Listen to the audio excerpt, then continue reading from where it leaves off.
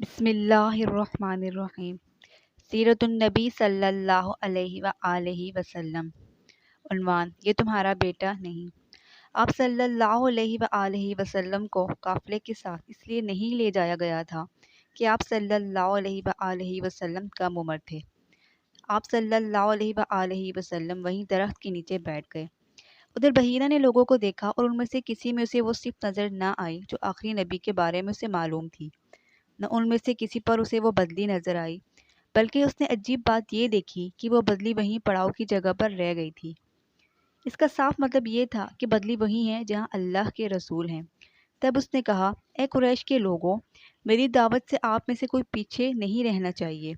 اس پر قریش نے کہا: اے بحیرہ، جن لوگوں کو آپ کی اس دعوت میں لانا ضروری تھا ان میں سے تو کوئی نہیں رہا، ہاں ایک لڑکا رہ گیا ہے جو سب سے کم عمر ہے۔ بحیرہ بولا: تب پھر مہربانی فرما کر اسے بھی بلا لیں۔ یہ کس قدر بری بات ہے کہ آپ سب آئیں اور آپ میں سے ایک رہ جائے، اور میں نے اسے آپ لوگوں کے ساتھ دیکھا تھا۔ تب ایک شخص گیا اور آپ صلی اللہ علیہ وآلہ وسلم کو ساتھ لے کر بحیرہ کی طرف روانہ ہوا۔ اس وقت وہ بدلی آپ صلی اللہ علیہ وآلہ وسلم کے ساتھ چلی اور تمام راستے اس نے آپ صلی اللہ علیہ وآلہ وسلم پر سایہ کیے رکھا۔ بحیرہ نے یہ منظر صاف دیکھا اور اب آپ صلی اللہ علیہ وآلہ وسلم کو اور زیادہ غور سے دیکھ رہا تھا، اور آپ صلی اللہ علیہ وآلہ وسلم کے جسم مبارک میں وہ علامات تلاش کر رہا تھا جو ان کی کتب میں درج تھی۔ جب لوگ کھانا کھا چکے اور ادھر ادھر ہو گئے، تب بحیرہ آپ صلی اللہ علیہ وآلہ وسلم کے پاس آیا اور بولا: میں لات اور عزیٰ کے نام پر آپ سے چند باتیں پوچھنا چاہتا ہوں، جو میں پوچھوں آپ مجھے بتائیں۔ اس کی بات سن کر آپ صلی اللہ علیہ وآلہ وسلم نے فرمایا: لات اور عزیٰ کے نام سے مجھ سے کچھ نہ پوچھو، اللہ کی قسم مجھے سب سے زیادہ نفرت انہی سے ہے۔ اب بحیرہ بولا: اچھا تو پھر آپ اللہ کے نام پر بتائیں جو میں پوچھنا چاہتا ہوں۔ تو آپ صلی اللہ علیہ وآلہ وسلم نے فرمایا: پوچھو، کیا پوچھنا ہے؟ اس نے بہت سے سوالات کیے۔ آپ صلی اللہ علیہ وآلہ وسلم کی عادات کے بارے میں پوچھا۔ اس کے بعد اس نے آپ صلی اللہ علیہ وآلہ وسلم کی کمر پر سے کپڑا ہٹا کر مہر نبوت کو دیکھا، اور وہ بالکل ویسی ہی تھی جیسا کہ اس نے اپنی کتابوں میں پڑھا تھا۔ اس نے فوراً مہر نبوت کی جگہ کو بوسہ دیا۔ قریش کے لوگ یہ سب دیکھ رہے تھے اور حیران ہو رہے تھے۔ آخر لوگ یہ کہے بغیر نہ رہ سکے کہ یہ راہب محمد صلی اللہ علیہ وسلم میں بہت دلچسپی لے رہا ہے، شاید اس کے نزدیک ان کا مرتبہ بہت بلند ہے۔ ادھر نبی کریم صلی اللہ علیہ وسلم سے بات چیت کرنے کے بعد بحیرہ ابو طالب کی طرف آیا اور بولا: یہ لڑکا تمہارا کیا لگتا ہے؟ ابو طالب نے کہا: یہ میرا بیٹا ہے۔ اس پر بحیرہ نے کہا: نہیں، یہ تمہارا بیٹا نہیں ہو سکتا، یہ ہو ہی نہیں سکتا کہ اس کا باپ زندہ ہو۔ ابو طالب کو یہ سن کر بہت حیرت ہوئی۔ پھر انہوں نے کہا: دراصل یہ میرے بھائی کا بیٹا ہے۔ ان کا باپ کہاں ہے؟ وہ فوت ہو چکا ہے اور اس کا انتقال اس وقت ہو گیا تھا جب ابھی یہ پیدا بھی نہیں ہوئے تھے۔ یہ سن کر بحیرہ بول اٹھا: ہاں یہ بات صحیح ہے، اور ان کی والدہ کا کیا ہوا؟ ان کا بھی تھوڑا عرصہ پہلے ہی انتقال ہوا ہے۔ یہ سنتے ہی بحیرہ بول اٹھا: ہاں بالکل ٹھیک کہا، اب تم یوں کرو، اپنے بھتیجے کو واپس وطن لے جاؤ، یہودیوں سے ان کی پوری طرح حفاظت کرو، اور اگر انہوں نے انہیں دیکھ لیا اور ان میں وہ نشانیاں دیکھ لی جو میں نے دیکھی ہیں تو وہ انہیں قتل کرنے کی کوشش کریں گے۔ تمہارا یہ بھتیجا نبی ہے، اس کی بہت شان ہے، اور ان کی شان کے بارے میں ہم نے اپنی کتابوں میں لکھا ہوا پاتے ہیں، اور ہم نے اپنے باپ داداؤں سے بھی بہت کچھ سن رکھا ہے۔ میں نے یہ نصیحت کر کے اپنا فرض پورا کر دیا ہے، اور انہیں واپس لے جانا تمہاری ذمہ داری ہے۔ ابو طالب بحیرہ کی باتیں سن کر خوفزدہ ہو گئے۔ آپ صلی اللہ علیہ وآلہ وسلم کو لے کر مکہ واپس آئے۔ اس واقعے کے وقت آپ صلی اللہ علیہ وآلہ وسلم کی عمر مبارک 9 سال تھی۔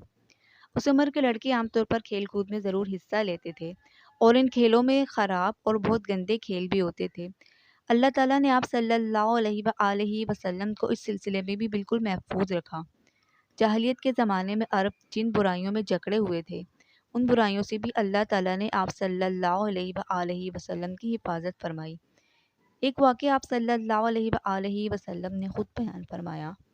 ایک قریشی لڑکا مکہ کے بالائی حصے میں اپنی بکریاں لیے میرے ساتھ تھا۔ میں نے اس سے کہا تم ذرا میری بکریوں کا دھیان رکھو تاکہ میں قصہ گوئی کی مجلس میں شریک ہو سکوں، وہاں سب لڑکے جاتے ہیں۔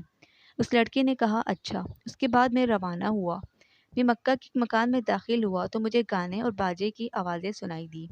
میں نے لوگوں سے پوچھا یہ کیا ہو رہا ہے؟ مجھے بتایا گیا کہ ایک قریشی کی فلاں شخص کی بیٹی سے شادی ہو رہی ہے۔ میں نے اس طرف توجہ دی ہی تھی کہ میری آنکھیں نیند سے جھکنے لگی، یہاں تک کہ میں سو گیا۔ پھر میری آنکھ اس وقت کھلی جب دھوپ مجھ پر پڑی۔ آپ صلی اللہ علیہ وآلہ وسلم واپس اس لڑکے کے پاس پہنچے۔ اس نے پوچھا تم نے وہاں جا کر کیا کیا؟ میں نے اسے واقعہ سنا دیا۔ دوسری رات پھر ایسا ہی ہوا۔ مطلب یہ کہ قریش کے لوگوں مجلسوں سے اللہ تعالیٰ نے آپ صلی اللہ علیہ وآلہ وسلم کو محفوظ رکھا۔ قریش کے ایک بت کا نام بوانا تھا۔ قریش ہر سال اس کے پاس حاضری دیا کرتے تھے، اس کی بہت عزت کرتے تھے۔ اس کے پاس قربانی کا جانور ذبح کرتے، سر منڈاتے، سارا دن اس کے پاس اعتکاف کرتے۔ ابو طالب بھی اپنی قوم کے ساتھ اس بت کے پاس حاضری دیتے۔ اس موقع کو قریش عید کی طرح مناتے تھے۔ ابو طالب نے نبی کریم صلی اللہ علیہ وآلہ وسلم سے کہا بھتیجے آپ بھی ہمارے ساتھ عید میں شریک ہوں۔ آپ صلی اللہ علیہ وآلہ وسلم نے انکار فرما دیا۔ ابو طالب ہر سال آپ صلی اللہ علیہ وآلہ وسلم کو شریک ہونے کے لیے کہتے رہے، لیکن آپ صلی اللہ علیہ وآلہ وسلم ہر بار انکار ہی کرتے رہے۔ آخر ایک بار ابو طالب کو غصہ آ گیا۔ آپ صلی اللہ علیہ وسلم کی پھوپھیوں کو بھی آپ صلی اللہ علیہ وآلہ وسلم پر بے تحاشا غصہ آیا اور وہ آپ سے بولی تم ہمارے معبودوں سے اس طرح بچتے ہو اور پرہیز کرتے ہو، ہمیں ڈر ہے کہ تمہیں کوئی نقصان نہ پہنچے۔ انہوں نے یہ بھی کہا محمد آخر تم عید میں شریک کیوں نہیں ہوتے؟ ان کی باتوں سے تنگ آ کر آپ صلی اللہ علیہ وآلہ وسلم ان کے پاس سے اٹھ کر کہیں دور چلے گئے۔ اس بارے میں آپ صلی اللہ علیہ وآلہ وسلم فرماتے ہیں میں جب بھی بوانا یا کسی اور بت کے نزدیک ہوا، میرے سامنے ایک سفید رنگ کا بہت قداور آدمی ظاہر ہوا۔ اس نے ہر بار مجھ سے یہی کہا محمد پیچھے ہٹو، اس کو چھونا نہیں۔